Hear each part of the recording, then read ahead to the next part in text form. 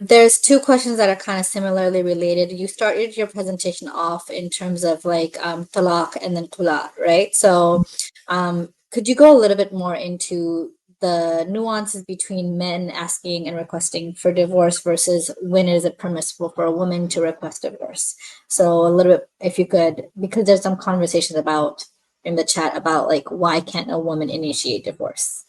Yeah, and this is what I was saying in the beginning, like, the fiqh of these things is specific, but essentially men are given the ability to enact the divorce because generally speaking, men are, able to, or they're supposed to anyway, have the ability to really not get into an emotional state about that decision. It's a very weighty decision, and there's a lot at stake. And so for a man who has the, who's able to kind of be present in that rational state, he will not fall into an emotional state. At least that's what we hope.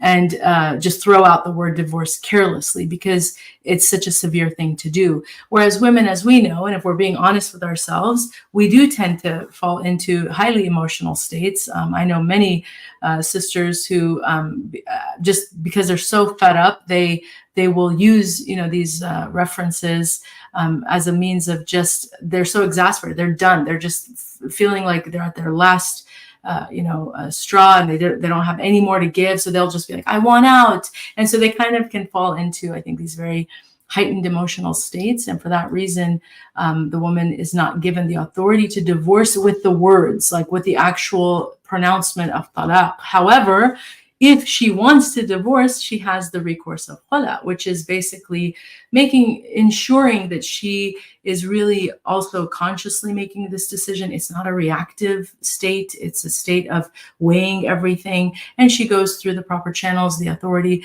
which would likely be in her community, the masjid or the sheikh, someone that she can ask to release her from that marriage, who's, looking at the case the way that a responsible party should. But the right of divorce, to enact it in the moment, is given to the man for that reason. But again, it's a very weighty decision. So it's not something that we should look at as, oh, it's privileged and we don't have it. It's a huge amana and a huge responsibility. And there's so much riding on it that in a way, I feel anyway, as a woman, that it's a protection for us, alhamdulillah, because I think we would have a lot more divorces if women were able to enact it, because we're communicative, we're verbal, we're reactive verbally. So anyway, there's wisdom in everything, alhamdulillah.